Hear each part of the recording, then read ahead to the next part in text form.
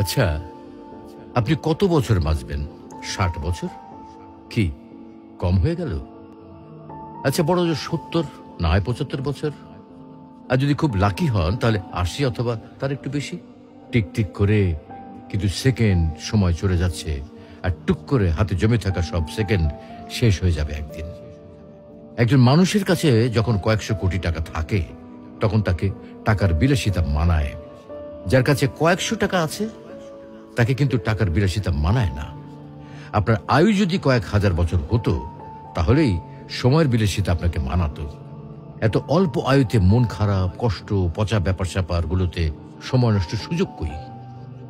তার চেয়ে বরং ফ্যামিলিকে সময় দিন, ভালো বই পড়ুন, টুক করে বেরিয়ে আসুন চমৎকার কোনো জায়গা থেকে।